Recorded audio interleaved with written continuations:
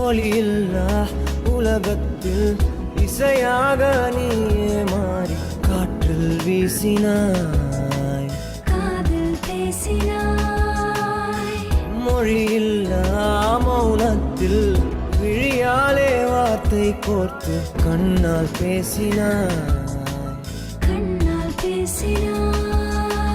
100 ஆண்டு